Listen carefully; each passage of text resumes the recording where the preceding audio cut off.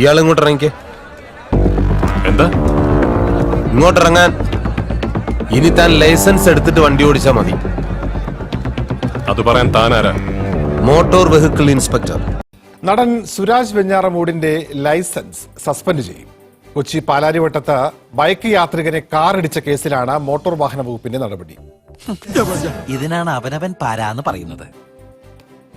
ജയമോഹൻ കഴിഞ്ഞ വർഷം ജൂലൈ 29 രാത്രിയിലാണ് ഈ കേസിന് ആസ്പദമായ സംഭവം നടക്കുന്നത്. അന്ന് അമിത വേഗത്തിലെത്തിയ സുരാജ് വെഞ്ഞാറമൂട് ഓടിച്ച കാറടിച്ച് ഒരു ബൈക്ക് യാത്രികന് പരിക്കേറ്റിരുന്നു. ഇയാൾ മഞ്ചേരി സ്വദേശിയാണ്.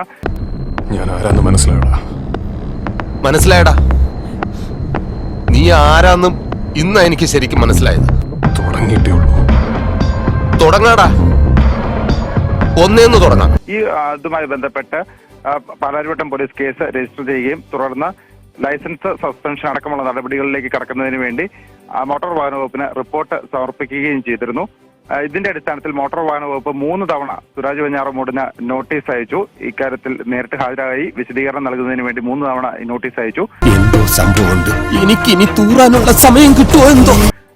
3 തവണയും ഈ രജിസ്റ്റേർഡായി അയച്ച നോട്ടീസ് കൈപ്പറ്റിയതിന്റെ റെസിപ്റ്റ് തിരിച്ച മോട്ടോർ വാഹന വകുപ്പിൽ എത്തിയതല്ലാതെ സുരാജ് വെഞ്ഞാറമൂട് നേരിട്ട് മോട്ടോർ വാഹന വകുപ്പ് ഓഫീസിലെത്തുകയോ തന്റെ വിശദീകരണം നൽകുകയോ ചെയ്തില്ല. എന്ത് പറഞ്ഞ് സമാധാനിപ്പിക്കണമെന്ന് എനിക്കറിയില്ല. വിഷമിക്കരുത്. മോൻ ചെയ്തതിനുള്ളതൊക്കെ മോന് ദൈവം തിരിച്ചു തരും. താങ്ക്സ് ഉണ്ടടാ മോനെ ദിനേശ. താങ്ക്സ് അടിച്ചു പൊളിക്കടാ.